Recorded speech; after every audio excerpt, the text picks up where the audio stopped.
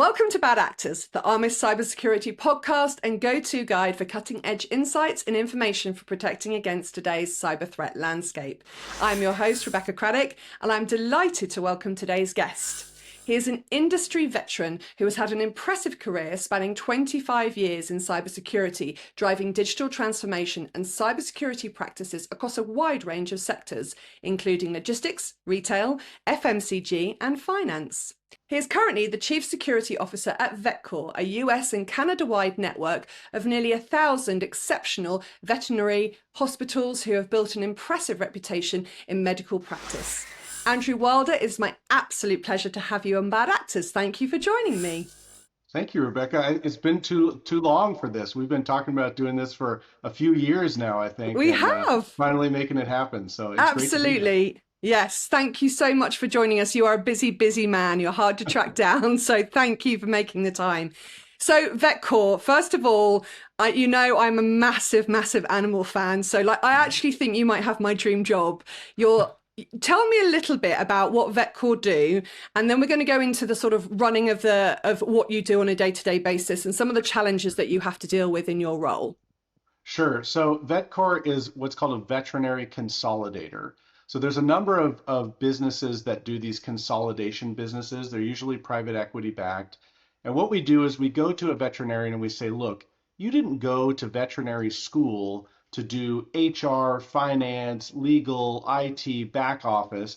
Let us buy your practice at a nice sum. We'll bring you back in as a salaried employee, and we'll do all of that stuff for you. And you can spend all of your time taking care of pets, which is what you want to do anyway. And so it's a pretty easy conversation for them to say yes. Yeah, absolutely. And I presume that means everything from a cybersecurity defense posture as well, right? Absolutely. When you buy a single unit mom and pop veterinary hospital, they have done pretty much zero in terms of cybersecurity. So it's a fun amount of job security that I have of continuing to acquire very small businesses.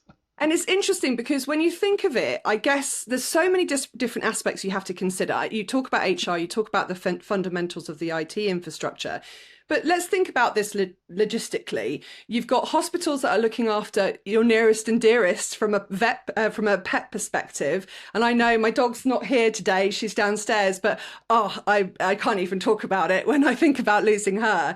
So you've got people. You're looking after the medical facilities. You're looking after the vets' care of them.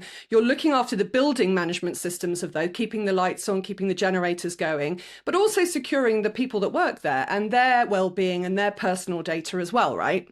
Yes, absolutely.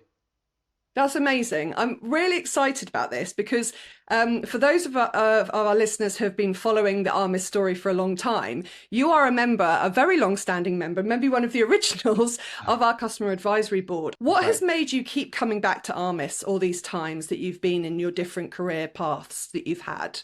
Yeah, so I think this holds true for Armis, but this holds true for any vendor. It's really about a long-term relationship. So in each of the different times that I've brought Armis in, it's been for a different use case. So the first one was with Nestle, and it was really for looking at OT devices in all of our factories and getting that kind of visibility. A lot of people ask, what keeps a CISO up at night? And the answer for me, and at least for me and for many of my peers as well, is the risks that I don't know about. So Armis was there to kind of bring those risks to light.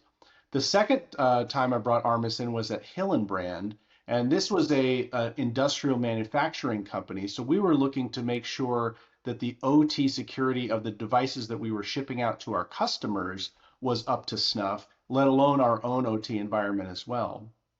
And then this use case is really around asset management. So asset discovery and asset management and security of those assets, and also some vuln prioritization, some really neat stuff there. So it's because we have that long-standing relationship, I know that Armis is able to deliver on each of those different use cases. And when we have specific needs, they're always able to kind of pivot and help us and build things to support out those needs as well. So for me, it's really about that long-term relationship.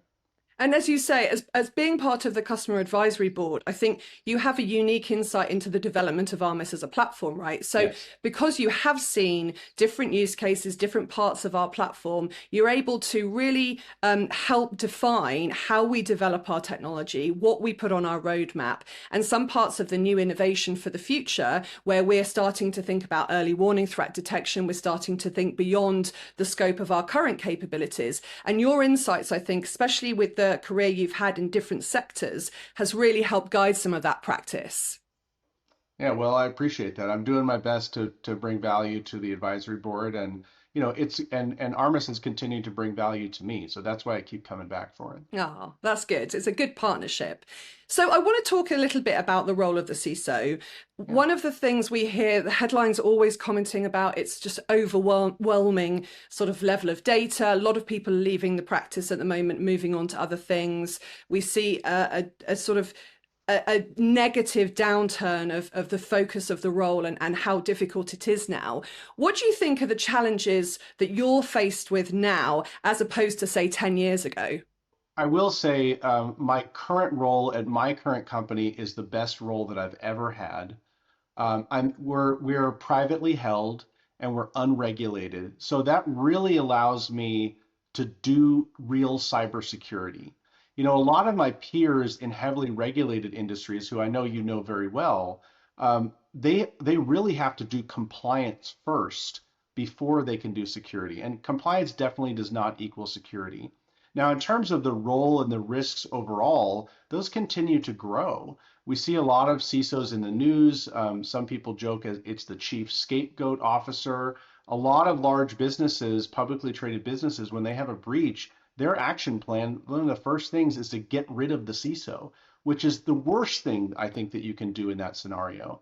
So, in fact, when I was at when I was at RSA a couple of weeks ago, we talked about this on the stage there. We talked about the whistleblowers and how to protect yourself as a CISO.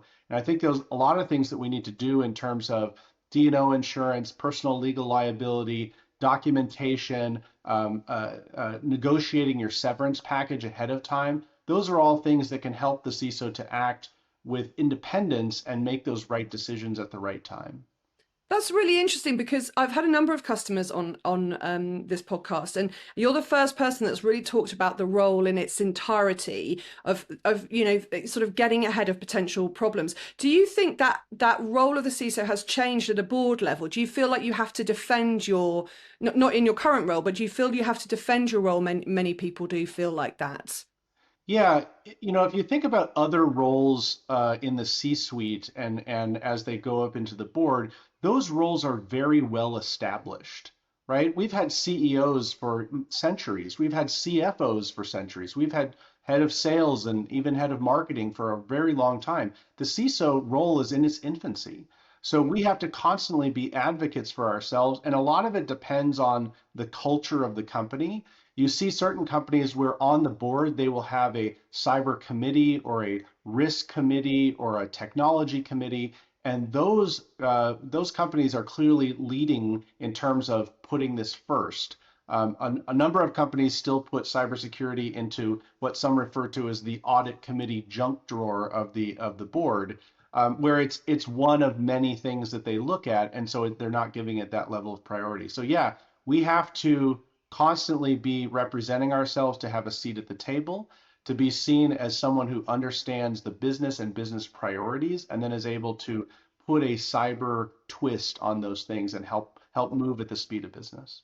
And I think that's so interesting because what you're describing there is sort of a very now moment role, but also we know within Armis and working with you and other customers that there's also an element of the job, or maybe 50% of the job, which is focused on the future, digital transformation, getting ahead of problems in advance. So how do you then balance the priorities of everything you've just said, compliance, regulation, responding to board requests, all the things that you're trying to defend against, but also planning for the future? That's a very loaded question, Rebecca.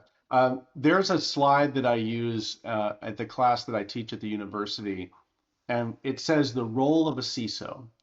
and the font is so tiny. It's like one of those mind maps. And the font is so tiny that you can't possibly read all of those things. And I say, here are all of your responsibilities. But in reality, human beings are not good at focusing on 1,000 things at once. And if everything's a priority, then nothing's a priority. So what I do is I find the top 2 or 3 things that my team needs to focus on, and I make sure we do those things really well. And then I protect my team against all of these different things that you're talking about to make sure that they're not getting bombarded with all these kind of outside requests, because as much as we want to be helpful and have a good relationship with the business, we also need to say, hey, we need to do what we're here to do first, and then we can help people as well. That's how we do it, is focus. Yeah, I love that. And I think it definitely has evolved, as you say, over time. Is it easier to sell, well, or sort of talk to the board about budget requirements now? Is there more awareness of your role and what is required today to keep the lights on and to keep transforming elements of the Yeah, so I business? would say kind of at the midpoint of my career, about 2012, we saw a real shift in terms of business understanding of cybersecurity. Before that, we were a cost center. I was banging on the door of every CIO in our business to say, please, please do cybersecurity. And after that time, when it started to become something that was known in the news, the CEOs were starting to ask questions like, how are we making sure this doesn't happen to us? It absolutely, it's more forefront than it was in the past.